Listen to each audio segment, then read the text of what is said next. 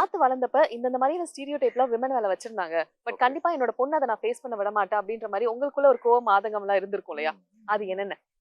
Okay. முதல்ல வந்து ஒரு பெண்ணுனா வந்து கிச்சன்ல தான் இருக்கணும் அப்படின்ற ஒரு மைண்ட் செட் இருந்தது பேரண்ட்ஸ்க்கு.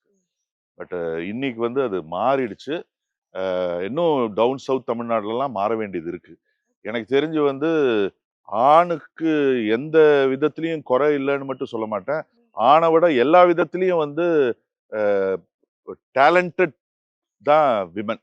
ஓகே. ஓகே. ஏன்னா ஒரு ஒரு குழந்தைய பெத்து வளர்க்கறது மட்டும் இல்லாம, அவங்க வொர்க்குக்கும் போயி பணம் சம்பாதிக்கிறதுலயும் சரி, அப்புறம் யூனோ பேரண்ட்ஸ பார்க்கறதுலயும் சரி, இப்போ ஒரு வீட்ல வந்து ஒரு பொண்ணு இருந்தா, அவங்க அப்பாவும், அம்மாவும் கடைசி வரைக்கும் ஹேப்பியா இருக்கலாம்.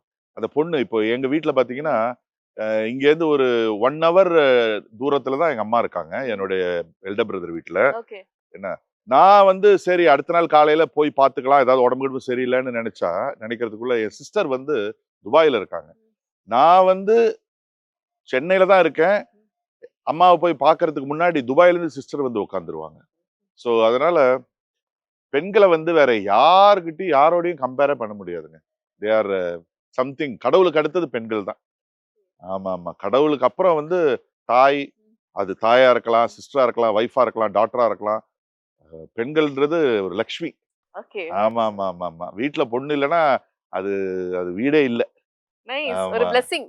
டெஃபினெட்லிங்க. ஓகே. ஏன்னா, இப்ப கூட பார்த்தீங்கன்னா, ஆம்பள புள்ள தான் வேணும்னு எதிர்பார்க்கிற வீடுகள் நெறைய இருக்கு. ஏன்னா, ஆனா பொம்பள புள்ளைங்க தான் இருப்பாங்க. பெற்றோர்களுக்கு கடைசி வரைக்கும் அவங்க ஹஸ்பண்ட் சைடையும் பார்த்துக்கிட்டு, இங்கேயும் கரெக்ட்டா பேலன்ஸ் பண்றவங்க, ஆண்களால அது பேலன்ஸ் பண்ண முடியாது. விட்டு குடுக்காம இருக்குது. ஆமாமா. அவங்களையும் விட்டுக் குடுக்க மாட்டாங்க, இவங்களையும் விட்டுக் குடுக்க மாட்டாங்க. அதுதான் நான் சொல்லணும்னு நெனைக்கிறேன். Super sir. நல்ல பதில்.